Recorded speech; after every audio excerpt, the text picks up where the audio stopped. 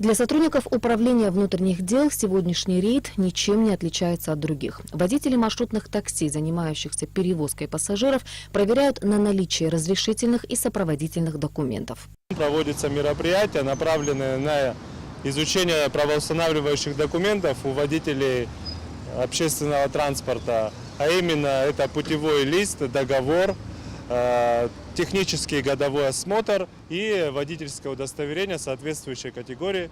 Мы проводим профилактическое мероприятие, направленное на пресечение правонарушений в области дорожного движения и на изучение всех этих документов. Как оказалось, многие из водителей перевозят людей с нарушениями. У одних отсутствуют путевые листы, у других нет водительских прав с необходимой категорией. У таких нарушителей изымаются документы, а иногда и транспортное средство, которое затем отправляют на штрафстоянку.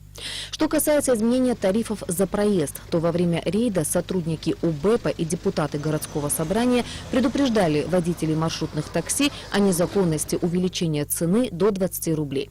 Пока это было устное предупреждение, но у водителей, которые к нему не прислушаются, уже в ближайшие дни будут изыматься путевые листы. Сегодня в таком, как говорится, в щадящем режиме будут останавливать водителей маршрутных такси, объяснять, что это нарушение. И в такой беседе мы объясняем, что это всего лишь 10 дней.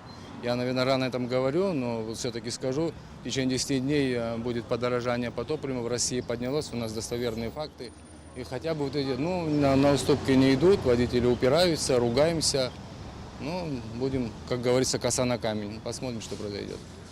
Как мы убедились, некоторые водители с пониманием отнеслись к проводимому мероприятию и тут же снимали таблички с новой ценой в 20 рублей. Другие же пытались препятствовать работе официальных органов и явно провоцировали конфликт. Учитывая, что повышение стоимости топлива неизбежно, соответственно, повысятся и тарифы за проезд, но позже. Таким образом, владельцам автотранспортных средств надо проявить понимание и немного подождать, когда тарифы на проезд в общественном транспорте будут изменены на государственном уровне.